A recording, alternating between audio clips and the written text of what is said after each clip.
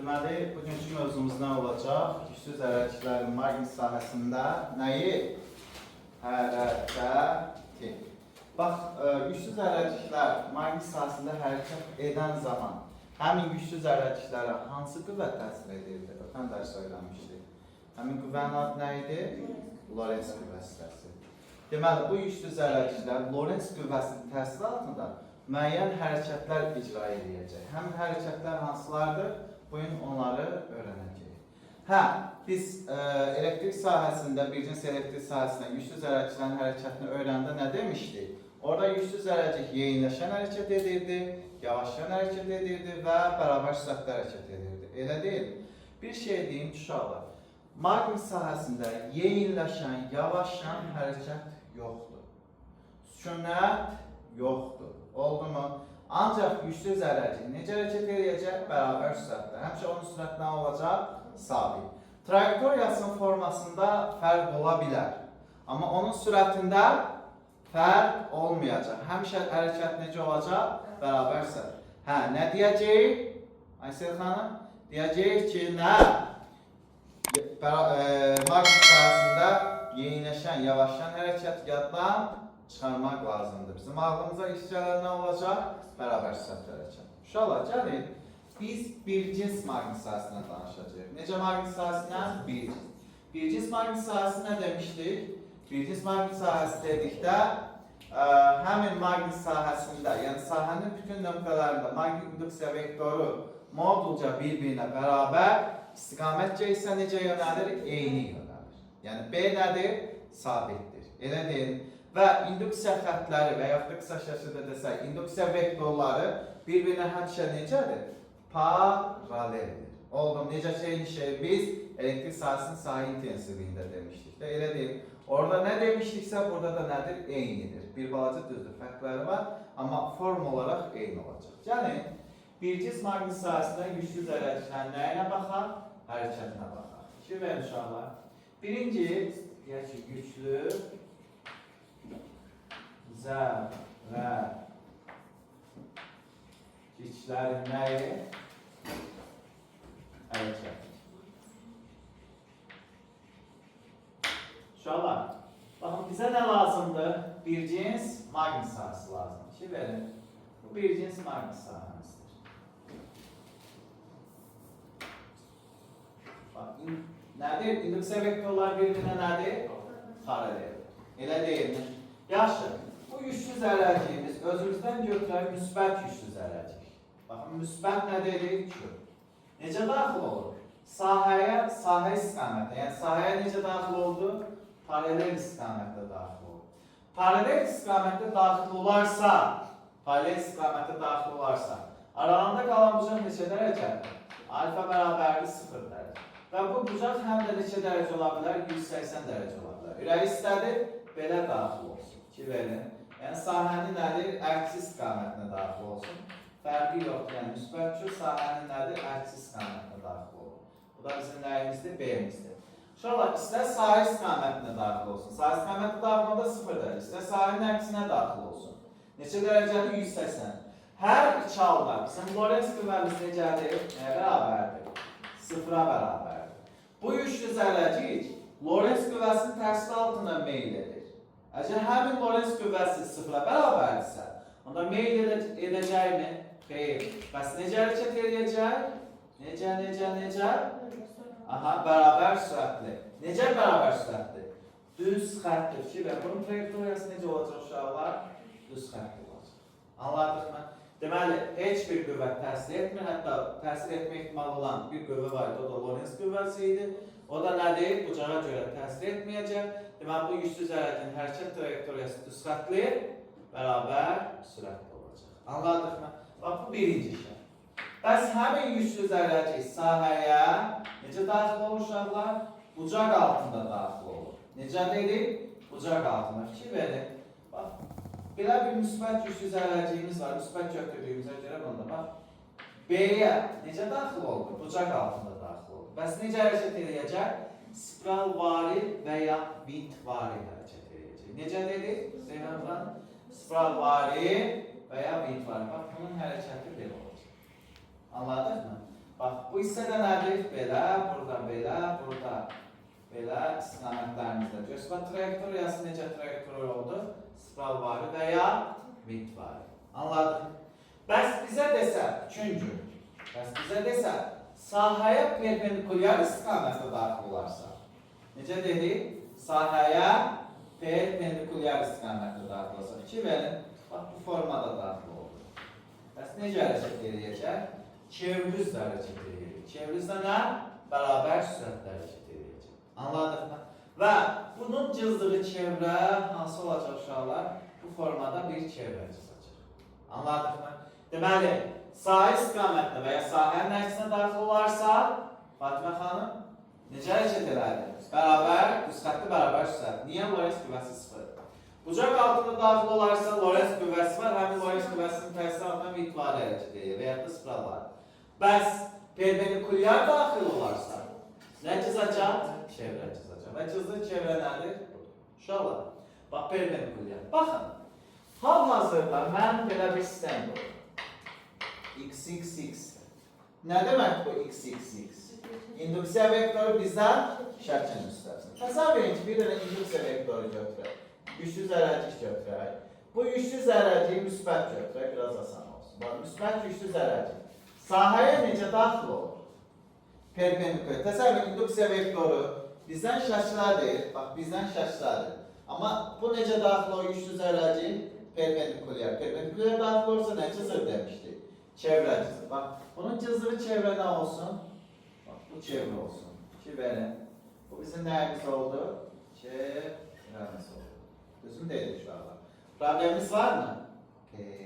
Yadınıza gəlsin, istiqamətin tapılma qaydasını demişdim. Demişdik ki, nə? Çevrəsi hərəkət edirsə, nöqtədən Lorentz qüvvəsi hara doğru yönəlir? Çevrənin mərkəzinə doğru yönəlir. Elə deyilmi? Yaxşı. Bəs bunun hərəkət istiqaməti hara yönələcək? Sol əl qaydası. Necə tuturdu? Baş barmağımız Lorentzin istiqamətində, 4 barmağımız nəyə göstərəcəkdir? V-in istiqamət. Bax, bu nöqtədən hara toxla desək, aşağı yönəlir. Onda bu üçlü zərərcik necə hərəkət edəcək? Bu istiqamət. Yəni saat əqrəbinin əksi istiqamətində. Elə deyilmi? Problemimiz var mı? Yox. Bunun istiqamətidir, işarəsini necə tapmaq lazımdır? Ötən dərs çoxlu sayda nə eləmişdi? Danışmışdı. Təzən bir də danışmağa ehtiyac var mı? İstəsə sonda danışaraq hələlik düstur hissəsini yazaq. Oldu mu? Uşaqlar, baxın, çevrüz hərəkət edərdi. Bax, çevrüz hərəkət edirsə, bu güçlü zərərci ancaq hansı qüvvə təsir edərdi? Lorentz qüvvəsi. Elə deyilmi? Başqa qüvvə görürsünüz burada. Başqa qüvvə görmürüksə, onda əvəzləyici qüvvə, Lorentz qüvvəsi nə ilə bərabər olacaq? Modulla bərabər olacaq. Deməli, əgər güçlü zərərci sahəyə perpendikulyar daxil olaraq çevrüzlə hərəkət edirsə, o güçlü zərərciyə Lorentz qüvvəsindən başqa heç bir qüvvə təsir etmir. Elə deyilmi? Heç bir qüvvə təsir etmirsə, onda biz əvəzləyici qüvvəni bilirik də. Nə idi? MA deyil. Okey, birbaşa yazaq. M vurulsun nə? A. Lorentz qüvvəsi nə idi? Q və B idi də. Elə deyilmi? Bax, bu düsturdan biz nə edəcəyik? Düsturları çıxaracaq. Anlayırıq uşaqlar? Problemimiz yoxdur ki? Xeyr. Lorentz qüvvəsi əvəzləyici nəyə bərabərdir? Qüvvəyə bərabər. Bax, bu düsturdan n sayda düsturlarsa bir 7-8 dənə düstur olacaq. 1. Güçlü zərərciyin aldığı təcilin düsturu. Nəyin düsturu? Aldığı təcil. Bax, təcilin düsturu.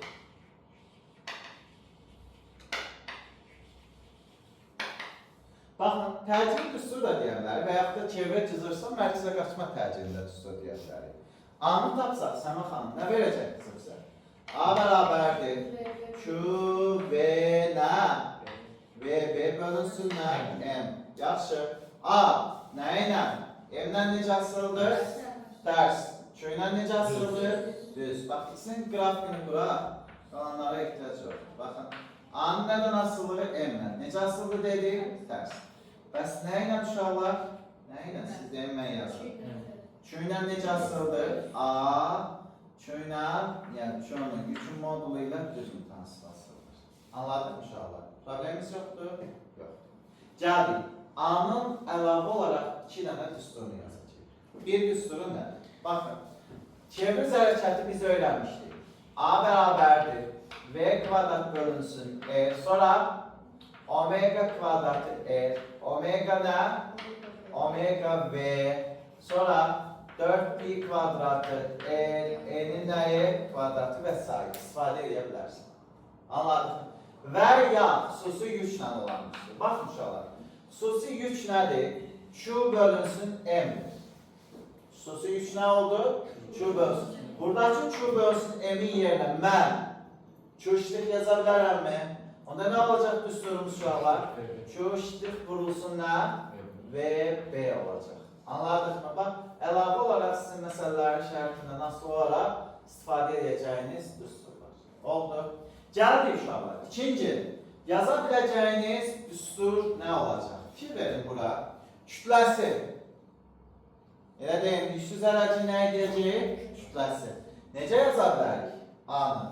Daha doğrusu M. Oradan M-i tapsaq bizə nə verəcək? M bərabərdir. Buna da ikinci düstur deyək. M bərabər nə olacaq? Q, sonra V bölünsün nəyə? A-ya. Oldu mu? Hə, bu düsturdan biz kütləsini hesablaya bilərik. Hə, kütləsini hesablamaqdan ötürü çoxmu məsələ olacaq? Yəni kütləsi hesablamaq çoxmu məsələ olacaq? Xeyr, nadir halda qarşımıza çıxacaq. Oldu. Amma düsturdan çıxır da. Mən Amerika kəşf elədimmi? Xeyr, Amerika kəşf elədim. Eləmədim. Sadəcə nədir? M-i tap. Başa düşdük uşaqlar. Yaxşı, davam eləyək. İkinci, yoxsa 3? Uşaqlar, baxın. A nə idi ki? A, B kvadrat bölünsün R deyil. Yerinə qoya bilərik. Qoyaq. Fikir verin uşaqlar. A-nın yerinə B kvadrat bölünsün R qoysaq, V kvadratı bölünsün E, təbii ki M də var da burada. Burada qoyduq da, hani? Burada. MV kvadratı bərabərdir. Q, B, V. Düzmü deyil uşaqlar? Problem var mı? V'lərin biri getdi, ixtisar. Getdi. Bizə nə qalacaq? M, V bərabərdir nəyə? Q, B, L. Anladıq mı? Okey, bax. Bu düsturdan da, bəli, yavaş-yavaş yəni düsturlara çıxarıq. Çıxara bilərik. Hə, üçüncü düsturumuz olsun nə? Sürətin düsturu. Sürətin düsturunu necə yaza bilər uşaqlar? Q, B, R. Bölünsün nə? M. Əla. Bax, yenə ikisindən qrafik çıxaraq digərlərindən lazım. Bax, R-dən də bilirik də, xətti sürət R-dən necə asıldır? Düz asıldır. Lap biz çevrimiz hərəkətdən bilirik onu. Elə deyil. Yaxşı. V-nin nədən asıllığı? M-dən. Necə? Tərs. V-nin nədən asıllığı? V-nin Q-dan asıllığı. Necə asıldır? Düz. Problemimiz yoxdur. Hə, uşaqlar. Bəs bizə desələr ki, ay mənim, bəs Q, B falan filan verilməsə, bəs V-ni başqa necə hesabaya bilərik? Xətti sürətində suranı biz yadımıza salaq. Yadımıza salaq. Məryəm xanım, V bərabərdir? 2pi. Aferin. Omega R'den başlayabilir mi?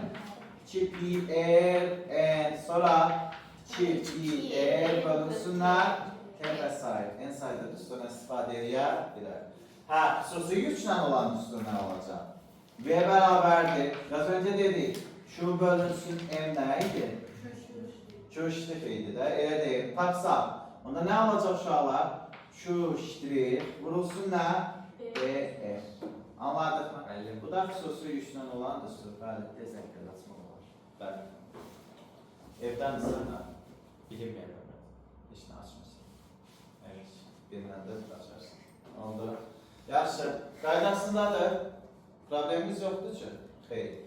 Qaydasındadırsa, gəlin biz davam edəyək. Gəldik. Dördüncü, nəyin düsturunu yazmışaq? MV nə idi? Impuls. Elə deyilmi? Impulsun düsturu. P bərabərdir, deyin gəlsin. Modulda Q, B, R. Deyə bilərəm. Problem yoxdur. Yükdən, radiusdan düz asılıdır. Ki verir? Yüklü zərəci yükündən, yəni yükünün modulundan, bir də radiusundan necə asılır? Çizdir, çevrə radiusundan necə asılı olacaq? Düz mütənsir asılı olacaq. Problemimiz yoxdur? Yoxdur. Qaydasındadırsa, gəldik 4, yoxsa 5. B Beşinci düstur. Bax, bu düsturları cəmdirə xüsusi işarə edək. Yaxşı, növbəti öyrənəcəyimiz nəyin düsturu olacaq uşaqlar? Dövrü tezlik. V bərabərdir omega R deyil. Gətir omega R-i burada yazaq. Dövrü tezlik deyəndə, üzr istəyirəm, bucaq sürəti demək istəyirəm. Oldu mu? Burada yazsam omega R nə olacaq uşaqlar? Omega R bərabərdir. Orada yazmışam. Nə idi? Q, B, R bölünsün nə? M idi də. Burada R ixtisar gedəcək. Bizə nə qalacaq? Hə? Omega bərabər nə? Q, B bölünsün nə? M. Bu da nədir? Bucaq sürəti. Yenə eyni qaydada. Bucaq sürəti nədən? Sərxan, omega Q-dan necə asıldır? Düz. Bəs nədən? M-dən necə asıldı Sərxan? Sərxandan başqa adın səs çıxır. M-dən necə asıldı Sərxan? Tərs mütənsir asıldı. Yaxşı uşaqlar, qaydasındadır. Gəl. İndi bu omega yerinə 2pi-ni yaza bilərik. Tezlikdir də, nü. Elə deyim, bu mövzuda nü ilə işarə olunacaq, n ilə işarə olunacaq. Elə bir fərqi yoxdur. Yazıram. Neçəlik bu nömrəsi? 6. Düzmü? Bax, bunun yerinə nə yazdıq? 2pi-n. 2pi-n və yaxud da nü də yaza bilərik. Nə olacaq uşaqlar? Q, B, nə deyirik? Q, B bölünsün nə? N. Uşaqlar, gəl tezliyi tapaq. Tezliyi tapa bilərik. Tezliyin düsturu necə olacaq? N bərabərdir. Q, B bölünsün nəyə? 2pi-m. Anladıq mı? Baxıram, N nədən asıldır? N bizim nəyimizdən asıl uşaqlar? N 3-dən asılı mı? Necə asıldır? Düz. M-dən necə asıldır? N, M-dən necə asıldır? Tərs mütənsir asıldır. Qaydasındadır? Qaydasındadır. Yaxşı, period. Period tezliyi nəyinə bərabər idi? Tərs qiymətinə bərabər idi. Yəni, T bərabərdir 1 bölünsün nə idi? M deyildi uşaqlar. Bunun tərsi bizə nə verəcək? Period. 2pi-m bölünsün nə deyəcək? Q, B deyəcək. Elə deyilmi? Baxırıq, bəs period nə ilə uşaqlar? T. M-lə necə asıldır? Düz.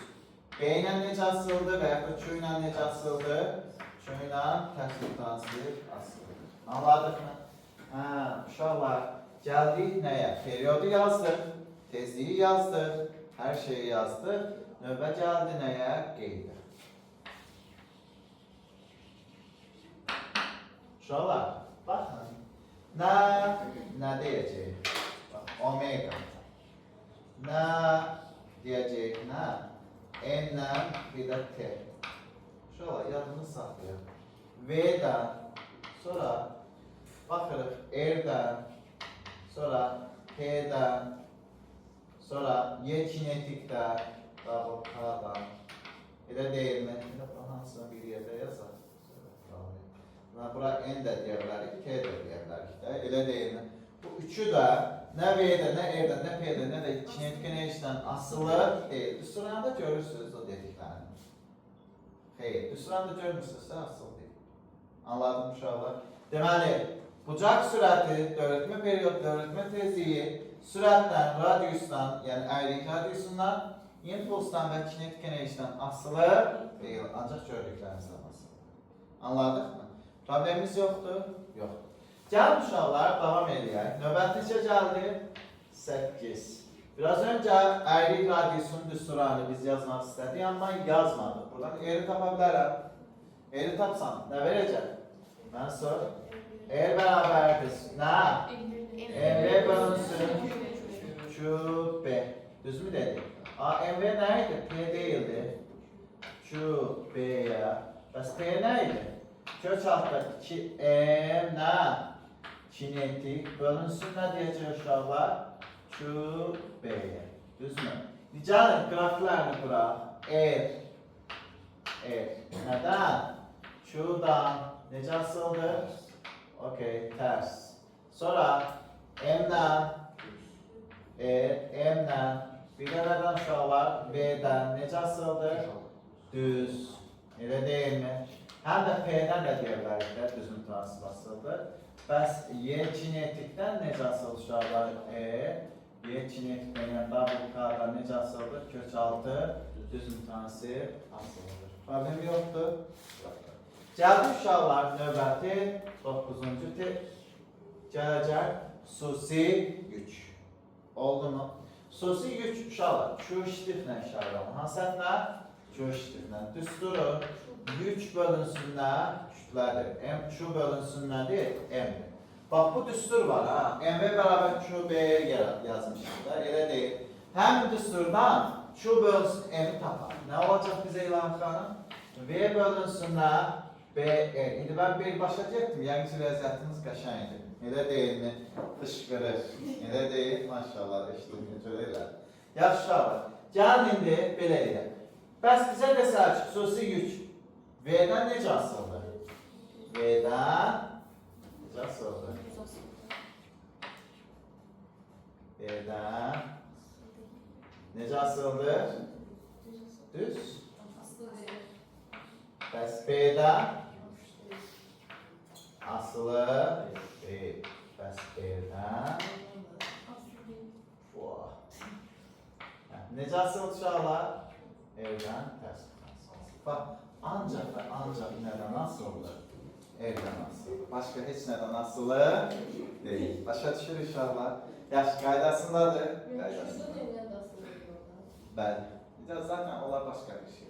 Oldu. Sadəcə o özü. Bu düsturda, bu mövzuda. Şu bölünsün M hardası lazım olabilir ama mən hələ kimin testində açıq görməmişəm lazım olsun. Sadəcə o Q bölünsün M düsturdan düstur çıxaranda lazım olacaq. Məsələn, deyək ki, burada A-nın düsturunu çıxaranda lazım oldu. Sonra B-nin düsturunu çıxaranda lazım oldu. Başqa bilmirəm, düşünmürəm ki, hardasa lazım olsun. Oldu. Yaxşı, amma bilin ki, V bölünsün B, nəyin düsturudur? Xüsusi yükün düsturudur. Uşaqlar, gəldik nəyə? Bircə dənə cihazımız var. Kütlə spektroqrafı. Nədir uşaqlar? Kütlə spektroqrafı. Baxın, kütlə spektroqrafı nəyi ölçür? Yüksüz zərrəciyin kütləsini ölçən cihazdır. Xüsusi yükünü ölçən cihazdır, deyə bilərik. Bəs kütlə spektroqrafının iş prinsipi nəyə əsaslanır? Lorentz qüvvəsinin yönəldici təsirinə əsaslanır. Yəni, meyl etdirici təsirinə əsaslanır. Anladıq mı? Bu bizim nəyimiz oldu? Mövzumuz oldu. İndi gəlib bir balaca kənara çıxaq, sahədə yüksüz zərrəciklərin işarəsini tapılmasına baxaq. Anladıq mı? Gəlin uşaqlar, bax, buradan ona baxaq. Ki verin, ondan əvvəl gəlib trayektoriyaya baxaq, perpendikulyar daxil olduqda işarəsi necə tapırıq? Elə deyilmi? Baxın, belə bir x sistemimiz var. Belə bir yüksüz zərrəciyimiz var. Bilmirəm yüksüz zərrəciyin işarəsi necə. Bax, burada. Perpendikulyar daxil oldu nə cızacaq? Bu formada daxil oldu. Çevrə cızacaq. Biz ötən dərsimizdə demişdik, çevrənin istənilən nöqtəsində nə götürürük? İstənilən yerdə bir nöqtə götürürük. Həmin nöqtədən çevrə mərkəzinə doğru nə yönləndiririk? Radius yönləndiririk. Elə deyilmi? Deyək ki, əvvəl yükün özünü götürək, sonra işarəsini özümüz taparıq. Bax, buradan bir nöqtə götürürük. Bu nöqtədən bizim Lorentz qüvvəsi hara doğru yönəlir? Mərkəzə doğru. Nədən istifadə edirdik? Sol əl qaydasına. Fikir ver, əlimi necə tutmalıyam? Əlmin 2x-dir, özümə baxmalıdır. Baş barmağım nəyi göstərməlidir? Lorentz qüvvəsinin istiqamət 4 barmağım isə müsbətsə, müsbət yüksüz zərrəcinin hərəkət istiqamət mənfidirsə onun nədir? Hərəkətin əksinə qoydum. 4 barmağım hara yönəldi bu nöqtədən? Sağa. Elə deyil. Yəni bizim yüksüz zərrəciyimiz necə hərəkət edəcək? Saat əqrəbinin əks istiqamətində. Problemimiz var mı? Xeyr. Başqa bir nümunə götürək. Deyək ki, ətrafı nöqtədir. Ki verin. Bax, buradan yüksüz zərrəcik, mənfi yüksüz zərrəcik daxil olur. Mənə deyir ki, həmin mənfi yüksüz zərrəcikin hərəkət istiqamətini tapın. Necə olacaq? Aşağı doğru. Ara. Bax, buradan bir nöqtə götürürük. Elə deyil mi? Bax, nə dedik? Lorentz qüvvəsi hara doğru yönəlir? Mərkəzə. Əlimi necə tutacaq? Əlimi üstünü görməliyəm də, elə deyilmi? Əlimi belə tuta bilərəm. Düzmü tutdum? Xeyr. Əlimi necə tutacaq? Bax, belə. Belə tutsam, 4 barmağım yuxarı, baş barmağım mərkəzə mi yönəldi? Bir də əlimin üstünü görürəm də. 4 barmağım yuxarı yönəlsə, mənfi olduğuna görə onun nədir? Əksinə yönəldir. Deməli, bizim V'miz hara doğru yönəldi? Onda biz hara doğru fırlanacağıq? Sağa qəqrətin hərəkətinin əksinə. Problemimiz var mı inşallah? İndi gəlin, biraz da dərinə gedək. Bax, x. Elə deyilmi? X. Bir dənə yüzsüz ələcik daxil olur. Bilmirəm nədir. Bax, trayektoriyamız budur. Bir belə, bir belə, bir də nədir? Belə. Oldu mu? Belə ələcək edik. Mənə deyir ki, yüklərini müəyyən edin. Hansı? Buna 1 deyək, buna 2 deyək, buna da nə deyək? 3 deyək. Hansı müsbət, hansı mənfi, hansı sıfırdır? Yüksüzdür. Oldu mu? Bax inşallah, bax. Bunun üçün mütləq bunu çevrəyə tamamlayın. Tamamladım. Bir də nədir? Bunu çevrəyə tamamladım. Elə deyil mi? Tamamladıq da. Buralarda bir nöqtə götürün. Sadəcə buradan nöqtə götürün. Lorenz hara doğru yönəlir? Mərkəzə doğru yönəlir. Əlimizi necə tuturduq? Belə. Bu nöqtədən sürətimiz bilirik də yuxarı doğru yönəlir. Bax, tutdum. Elə bir 4 barmağım sürət istiqamətinə yönəldi mi? Bəli. Deməli, birinci yükümüz nəymiş? Müsbət yük. İkinci yük. Meyil eləmirsə, deməli, nəyimiz? Yüksüzdür. Neytron ola bilər, foton ola bilər və s. Oldu mu? Deməli, bu nədir? Yüksüzdür. Yükü nə? Sıfırdır. Gəldik, bəs ikinci yüksüz ələciyimiz. Bax, bu nöqtədən bir Lorenz qüvvəsinin istiqamətini göstərək. Yönləndirdik mi? Əlimi belə qoya bilərəm. Xeyr, amma halbuki yüksüz ələcik özü belə hərəkət edir də, elə deyilmi? Baxın, əlimi məcburi olaraq belə qoyuyorum. Göz bax, V-nin əksinə yönəldir. Deməli, bu nəymiş? Mənfidir. Deməli, üçüncü nədir? Mənfidir. Baxın inşallah. Biz müsbət deyiriksə, bu ola bilər nələr? Proton, elə deyil. Pozitron, pozitron nədir? Elektron antizərrəcik. Anladıq mı? Bir də alfa zərrəcik. Deməli, proton, pozitron, bir də alfa zərrəcik nədir? Müsbətdir. Mənfi ola bilər. Hansılar? Elektron, antiproton, bir də nə olacaq uşaqlar? Beta zərrəcik. Oldu mu? İnşallah bunları atom fizikasında daha geniş öyrənir. Bəs yüksüz nə ola bilər?